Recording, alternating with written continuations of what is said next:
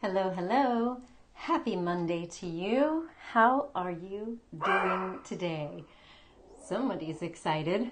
I am excited to be back up and running after spending some quality time on my own for my birthday. I thoroughly enjoyed it. I want to thank all of you who sent me little birthday love. For those of you who even sang to me in multiple languages, c'était extraordinaire. It was absolutely wunderbar. So thank you for all of the birthday love. And I want to give a special shout out as well to our U.S. veterans. I know everybody says it, thank you for your service, but I do want to thank you for the service and the sacrifice, including my father, Andrea Pennington, who served as well. So happy Veterans Day, the observation of Veterans Day. I am super excited today because I have some announcements. This happens after I have a weekend away, and it definitely happens if I've really been soaking up quality time by myself. And that's what I did for my birthday. I got to just bask in a lot of self-reflection. That tends to be what I do, which is probably not very fun for most other people, but that's what I do. I tend to go into self-reflection and pondering, like, why am I even alive? Why am I on the planet? And it's funny because this weekend I got reminded of something that happened, it's not fresh, so don't worry, there's no drama here. What's up, Trevor? I'm glad you're here. What's up, David? Glad you're here. Again, thank you for your service to our country. My friends, what's up? So I was thinking this weekend, as I am wont to do when I have too much time on my hands, I tend to think about, like, why are we all alive? Like, why is anyone alive? Like, really? I know, that sounds like super deep, but that's literally what I think about. And I was brought back to this time where I was dating this very wonderful man, but, and again, this is like over, I don't even know how many years. 18 years? Okay, so it's been a really long time. But I remember we were driving up to this mountain spa. And as I was looking out the window, probably going into a trance, seeing the trees and the things go by, I was just pondering, like I always do, like the meaning of life, right? And I was thinking about God, like what else is there? Is there God? Like I was having all these ideas, right? And so, I was only, I guess at the time I was 30. Gosh, this really is a long time. I just turned 48 this weekend. I guess my mind is starting to go. No, I'm kidding. But I remember my then boyfriend looked over and said, "Hey, what's going on? Why are you so quiet?" And I remember asking a question like something about God or spirituality. And he kind of just shook his head and he was like, "Why do you even bother asking such a question when we can't ever really know the answer?" And it's probably pretty clear why we're not together, obviously. But this is something that has been like part of my psyche for so many years. Even as a kid, I felt this connection to the spirit realm, whatever that is. I didn't necessarily have a lot of words for it, but I was so in touch with this sadness that I felt. And I felt really sad as a kid. I didn't feel like I belonged on the planet. I felt lonely. This isn't meant to be a whining, crying moment, but I remember even being very, very young and feeling like, why are we even alive? Like I knew, I wasn't taught, but I knew that we were connected, or that we came from spirit, God, source, love, whatever that spirit realm was. I didn't have a word for it as a kid, but I knew that that's from whence we came, and I knew that I would rather be there than here. And so these questions about, well, why are we here? And when I heard this this Christian woman say, to be absent from the body is to be present with the Lord. And the first time I heard that, I was like, I would much rather be present with the Lord. And during the darkest time of my childhood, when I really was feeling like I didn't want to be alive anymore, and I had thoughts of being absent from my body, I heard a voice. And that voice told me that I was pretty awake and aware, and that if I took my own life, there was no telling what I might come back as. I might come back with a lower sense of awareness. And at that point, I hadn't even really heard anyone talk about reincarnation. I didn't have any Buddhists or Hindus in my family. And yes, David, I did. I felt very empty inside. It's like all the stuff that other people were going after and that brought them a sense of joy or fulfillment or drive, I didn't feel that. And this voice, as I was laying on the floor in my bedroom, this voice told me to hold on, to not kill myself, and to keep going. Now, add to all of that that another reason why I felt so alone was because I, not only hearing that voice, I also saw visions. I would see things before other people saw them or before they even happened, and I would have dreams, and it made me feel like a weirdo. And because there weren't people around me who had those experiences, I really felt like a weirdo. So why am I telling you all of this? Well, you know, from way back in childhood to the time in my early 30s when that boyfriend told me, like, why are you asking questions that you can never have the answer to? Well, I'm happy to tell you that I have found some answers. I have found a reason to keep living, at least for me, I think. And that is, there is proof of heaven, and it's in your brain. I have since had an out-of-body experience, which I'm sharing in this new book called Magic and Miracles. This is a book with 21 people from around the world. Some of them are here. I see we have Kimberly Wright in California. We have David Morris, who's American but living in Denmark. Actually, sorry, David, you're in the other book, Life After Trauma. It's your beautiful bride, Helena Philipson. That's in Magic and Miracles. But there are 21 people who have shared true personal stories of how they have had some magical, mystical experience. Some of them have been out-of-body experiences, direct connection with what somebody would call God or spirit or love, being spontaneously cracked open in a moment of deep, deep anguish and pain and experiencing joy. And that's what I experienced in 2005 when I had my out-of-body, near-death-like experience that totally set me free from those decades of depression.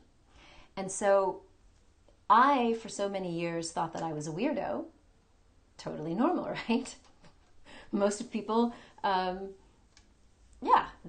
most people, they weren't having these kinds of experiences. And so Tony says the emptiness feeling disappeared when you had contact with the source. I hear you. That's exactly what happened for me in 2005. When I was at an all-time low and feeling like I didn't want my life to go on, that was when I called out to God. And I knew at that point, based on what the voice told me when I was a teenager, I couldn't take my own life. So that voice told me, you know, you're going to make it through this. You're going to get past this, which is something that I think that many people who have had suicidal thoughts and maybe even plans and ideations, one of the things that happens if you're depressed or anxious is you don't feel like you're ever going to get beyond that moment of pain, that moment of emptiness. You don't see a bright future. It just seems like it's black and dark and that all is lost. So for me, that hearing that voice, and that voice telling me, one, if you kill yourself, you're going to come back as some lower form, and who knows. And two, the voice told me that I would get beyond it and that I should just push through. But that didn't even come until I was 34. Like, I had had ups and downs and depression, and even one time when I literally thought I was losing it and I was like ready to be committed. But that time in 2005, when I just surrendered, I was like, okay, God, I don't want to go on. I can't go on like this. And it was in an out-of-body experience, which you'll read about in this book if you care to, or it was in my last book, I Love You Me. That was when I had direct contact with Source, as you call it, Tony Marie Berge. That's exactly what I experienced. And so the thing that was interesting for me is that I came out of that experience not understanding how I could have had a near-death-like experience when everyone else that I read about who had NDEs were literally flatlined, or they were in surgery or in comas or what have you. And so I decided at that point, when I came out of it and all of that pain, that emptiness was gone for me as well, I wanted to know, like, what the F happened? Like, how is this possible? And it plunged me deep into the world of looking at indigenous cultures, at plant medicine, at different mystical experiences to know what happened to me. And that's when I started meeting all these amazing experts. And some of it seemed like it was total coincidence, which I don't believe in coincidence anymore. I'm like, there is some kind of magic working, whether you want to call that God or fairies or saints, I don't even know. But for me, I started to notice it, that I would have things that would guide me, and I would be right in the right place at the right time with the right people doing the right things, and things would just magically open up, including in 2013, 14, when I gave my first TEDx in Monte Carlo. I talked about, very, very briefly, talked about having this out-of-body experience, but didn't really elaborate because I was still scared back then. I was still in the closet. I hadn't told the whole world that I was psychic weirdo woo-woo lady. But there was somebody in the audience who contacted me and kind of like cornered me after this TED, and he said, I've had what happened to you. And he told me just a few sentences about the experience he had. And I was like, so curious. And lo and behold, we said we were going to connect, but it just didn't happen. Someone pulled me for a picture or a selfie or something. So I didn't end up getting his contact information. And then I, like a week later, walking around Monte Carlo, I saw him across the street. And I remembered his name. I yelled his name. And I ran up to him. And he was like, oh, there you are again. Isn't that interesting? And I'm like, yeah. And he said, listen, I am having a group of people over for a discussion. You should come by. These will be people that you'll be very curious to meet. And I kid you not. Now, mind you, that TEDx was the very first time I admitted to the world that I had had that out-of-body weirdo experience, and that my depression was gone, and that I believe I had contact with God.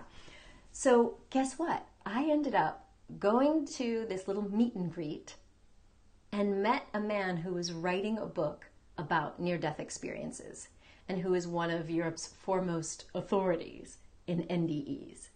And I'm like, coincidence that I bumped into the guy on the street again? No.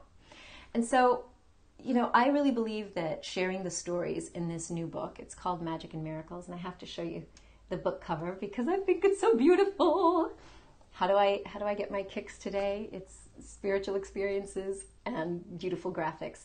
I love the graphics that my team, it's Andrea and Stefan in Sarajevo.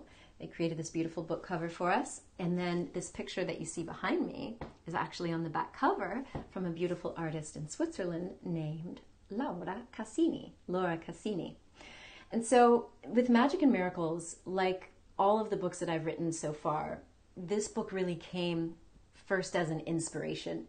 It was really a deep desire to help other people to see, or at least take a peek into what I've seen. Like, I have seen how the wonder and the magic that show up in our lives can actually inspire us. And it's that magic that can bring us hope. It can comfort us. Just to know that we live actually in a friendly universe that cares for us and that the world is not against us. And so this idea that we could consciously choose to look for the magic in these coincidences, or that there's maybe this potential assistance from an angel or a guide or God herself. Like, this idea really appealed to me, particularly since I've written about the law of attraction in some of my previous work, because I think we tend to disregard coincidences and chance meetings. We downplay some of these amazing synchronicities. But as I've looked back on my own life and now visited with people around the world, there seems to be an enormous group of people who believe that things happen for a reason. Our lives unfold not in a random way, but in a magical way. And so I really felt drawn to bring forth these stories from people who've also had mystical and magical things happen to them. Because I know that for myself, having experienced excruciating periods of depression and anxiety, when life starts to feel mundane, or you're asking, what's the point? Or worse yet, when life really does get dark and dreary, I think that knowing that there's a magical side that we can tune into, whether that's in the form of divine guidance, like a deep soul connection to other people or even animals, or Mother Earth herself, I feel like we could all use a little dose of hope and optimism, that the universe can actually guide and inspire us in ways that are unexpected and definitely unseen. So in addition to reading stories in this book by people who've manifested things in their lives intentionally, in this book you're also going to read stories of how people in times of darkness or in desperation, like out of nowhere or right at the perfect time, they had some sort of an angel appear, or a voice was heard, or their soul traveled out of the body. And all of these stories really reveal that there are so many ways that we can be touched by magic and miracles in our lives. And I think what's cool is that science, I'm a scientist. I grew up with that sort of, my father as an electrical engineer with that mathematics thing, and my mom as a doctor. It was like I was being told that I had to really focus on what is tangible and real and provable. But it's really funny to me that when I was in California last month, and I don't know if you got to see him, Trevor. I know Trevor was with us at this retreat that I did with my dear friend, Karina Virginia, who also shares a story in this book, Magic and Miracles. Well, I thought that it is certainly no coincidence that on the last day of my retreat in California, I ended up having a surprise breakfast meeting with these people. Do any of you out there know the people that I just plopped on the screen? Because what's super cool, it was the last day of this 5-day retreat. And I had just seen in the calendar, in the schedule at the retreat center, 1440 Multiversity in Scotts Valley, California, I saw in the schedule these names and that their retreat was starting right after the retreat that Karina and I were doing. Anybody out there know them? No, I don't see anybody chiming in. You don't know these faces? Well, I know them. I had first met the woman, Karen, online. Didn't really meet her, but Karen Newell co-founded a company called Sacred Acoustics. So for anyone who likes binaural beats and some woo-woo music to help entrain the left and right hemispheres of your brain to put you into trance or deep meditative states, that's how I was introduced to her work. And the guy in the middle, anybody out there know? No, nobody's chiming in? Well, that is Dr. Eben Alexander. He is the neurosurgeon who previously had no feelings about God. He was in a coma. I think it lasted for 7 or 8 days. And during that coma, he traveled out of his body and encountered what he calls heaven. And there were so many things that, when I read his book, so many things that correlated with my near-death-like experience, like knowing things that he would have never known. I'll let you read his book and you can learn more about it. But what was cool was on the last day of our retreat, I walked, yes, it is the book, Proof of Heaven, Sarah. Yes, it is. And it is a great book, but it's so funny because I'm like, I walk into the breakfast hall and I say to Sienna, my daughter Sienna, I'm like, oh my God, there's Dr. Alexander and Karen Newell.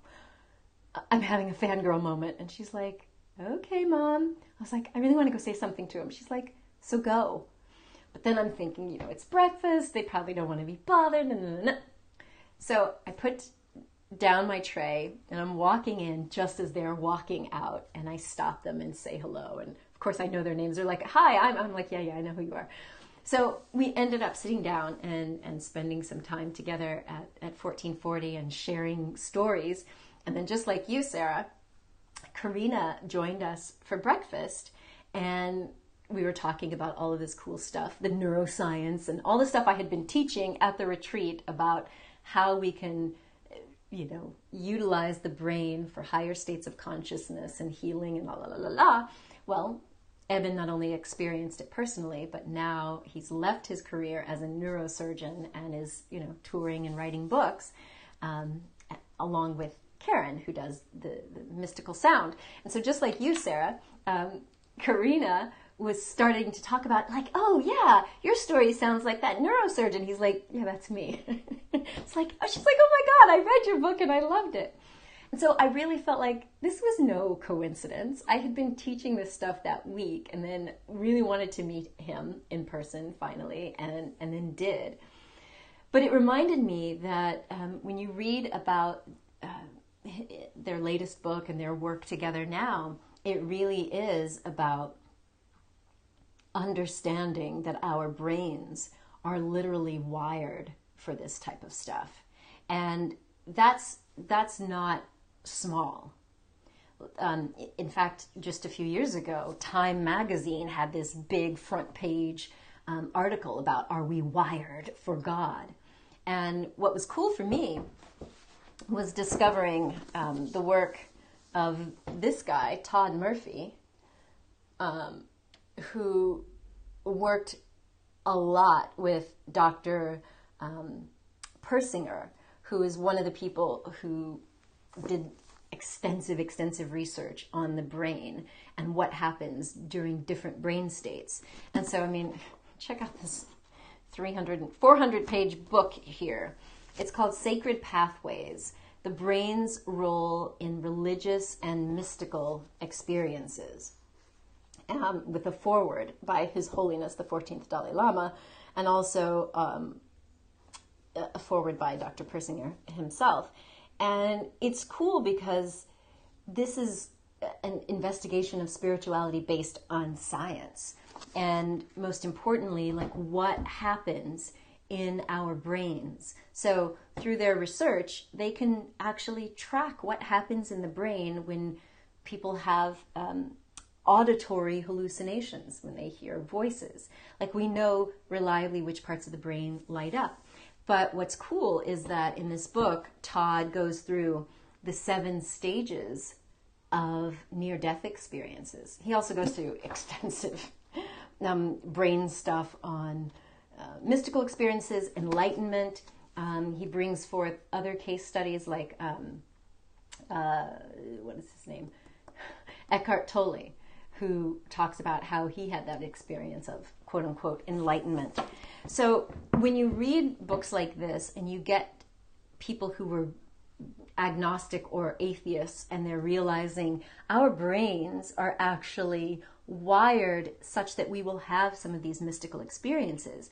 One of the things it did for me was it normalized my experience. Okay, so part of going back in time to, as I said, that boyfriend who was like, why do you keep asking questions that you'll never know the answer to? Like, I'm asking questions about the purpose of life and God and spirituality.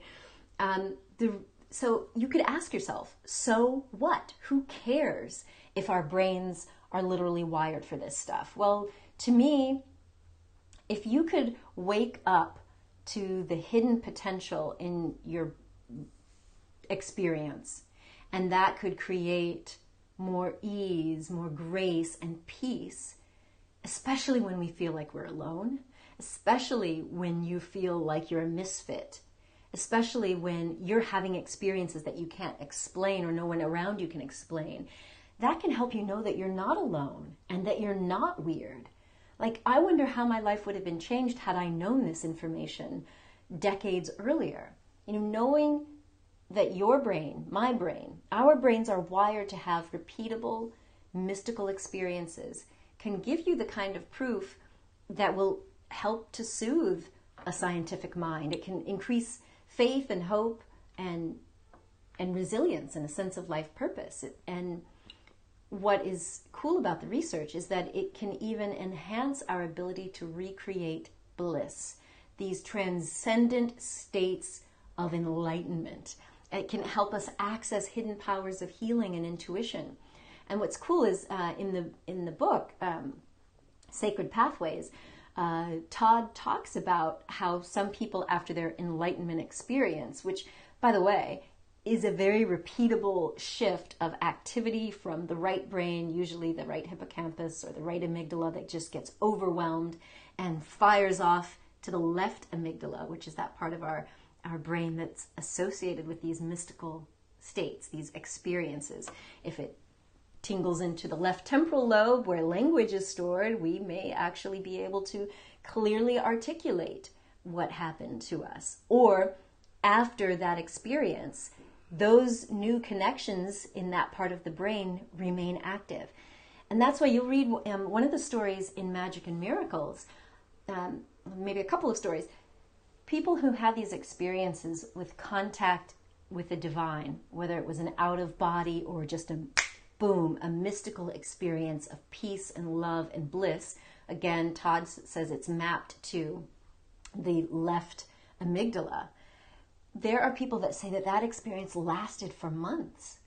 A couple of people that I met in Denmark when I was speaking in June said this lasted.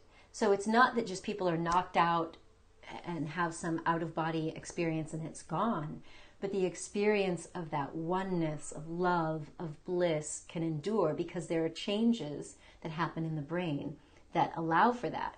And those changes that happen in the brain, some of them are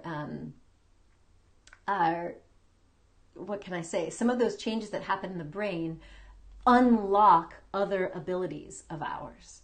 And in my case, I definitely noticed that my psychic or clairvoyant, clairsentient abilities increased. Todd talks about in the book how some people, all the way back in before biblical times, had this ability to heal with their hands, which is something I was shown in a vision, which I thought was weirdo at the time. But I have since met somebody who shall remain nameless, but I met somebody in France recently who was telling me that when he had one of those experiences, afterward, he noticed people would get quote-unquote healed, whether they had a headache or they were just feeling bad, just in his presence. And then he later learned that if he just moved a hand close to them, that they would feel really a lot better. And so what's interesting about this book, Sacred Pathways, and what I'm sharing with this book, Magic and Miracles, is that if we all have the wiring for that, but we're either not attuned to it, or the inhibitory pathways that suppress those kind of activities are just overactive, it means that we could actually train ourselves or uncover ways to enhance those abilities. So to me, I'm like, mind blown. I'm so excited by this. Is anybody else excited, or am I just having one of my nerd moments all by myself here? Which is quite possible. I'm allowed to do that. It was my birthday. I'm allowed to wax philosophical and crazy. But I am so excited to share this book with you and these 21 authors, well, me plus 20 other authors from around the world. Nothing short of miraculous, some of the things that you'll read about. And some of them are kind of, you'll read them and be like, oh, that's kind of happened to me, which is exactly what you need to realize. Is not all of them are out-of-body experiences, but they're sort of things that we could otherwise gloss over that hint at the fact that there's more to us than meets the eye. So guess what? The book is coming on November 27th. Yes! Just in time for the holidays. You'll be able to pre-order very soon. You can get a copy of the book on your Kindle or Kobo or whatever device that you like to read on. And of course the print copy, if you want to stuff some stockings or put it under the tree for gift giving. This is an exciting time for us because many of these authors, like how I did years ago, many of them are sharing for the very first time publicly, or the very first time in English for many of them. They're sharing stuff that they've never told anyone else in ways that maybe they had maybe glossed over in the past, and now they're really opening up. So I really consider this like a true gift that, number one, these 20 other authors have entrusted their stories to me and my team at Make Your Mark Global. And I'm so touched that at this point in my life and my career, I can confidently share this and know that we're not alone. Like there's divine, angelic, animal, all sorts of connections that you'll read about, from shamanic experiences to plant medicine journeys to illness taking over and providing that opening, to despair and sadness. But guess what? Here's the best part. Each of the authors has agreed to do an interview with me. Yep. So I'm going to be able to share a little bit of conversation with each of these authors so you can kind of get to know them as you're reading their stories, which to me is always a treat, because it's like you read a story and then you're like, you wonder about the person. So the interviews will be on YouTube and Facebook and iTunes and Stitcher in the audio format. There'll also be written transcripts. So this will be a great opportunity to get to know the authors behind this beautiful book. So my friends, I just want you to know that there is so much evidence that you are stronger than you think, that there is help always with us, that we live in a friendly universe, and that you are wired to be resilient, to be strong, to be fierce, to be loved just as you are. No striving, no struggling. You are meant to be loved because you come from love. And in effect, you are love. So you'll read about some mediums, clairvoyant mediums who can tap into souls and spirits from here and there and everywhere. It's just going to be awesome. So I'm so looking forward to that. And if you would like to join me on a journey of learning how to maybe fine-tune your superpowers or really enhance your ability to heal, to improve your intuition, then please join me on November 21st. I am hosting a totally free experience. It is a little bit of teaching. I like to do a little bit of teaching on these matters, and then we'll be doing a group meditation. And this is part of what I do normally with the attunement process meditation, which is a 5-step meditation process that helps you create these higher states of consciousness and tune into your abilities. And doing it in a group is a nice way to get the meditative vibes from everyone around the world, and to just experience a new way of doing meditation. So that is November 21st. And it would make sense if I gave you a link for where you can sign up for that. Sarah, can I have a link, please?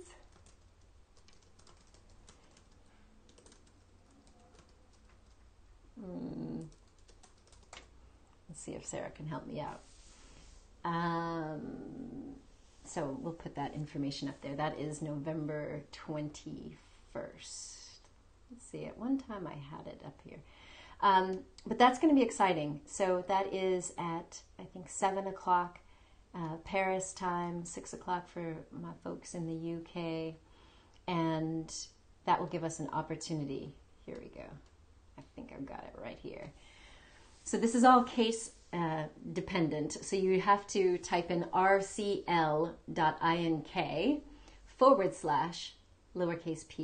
capital L lowercase u. I think I can actually pop that into the chat. Oh, I see Sarah's going to do it too. Yes, fabulous.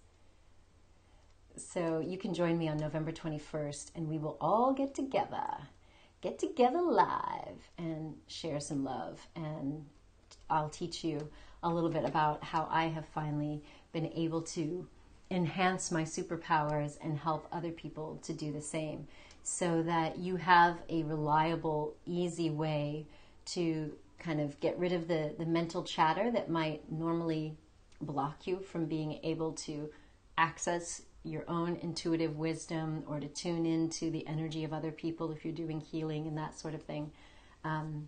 Yes, thank you for that, Sarah.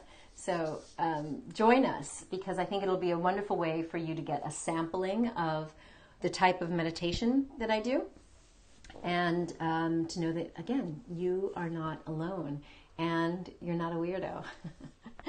Most importantly. So my friends, I am super excited to have had this time to connect with you. I am super excited to let you know that you will be able to get your hands on this beautiful book, Magic and Miracles, 21 real-life experiences from the edges of logic and science. And then a week later, you'll also be able to get a hold of our other book, which is Life After Trauma. Yes, yes, yes. I'm super excited. Both of these books are featuring some beautiful, beautiful authors from around the world who, as I said, are really opening up to some of the most tender, beautiful, touching experiences to help you inspire more and more and more and more resilience. So my friends, until next time, please do remember that you are a gift to the world. So share your presence with passion. Much love. I will see you next time, and see you on the 21st.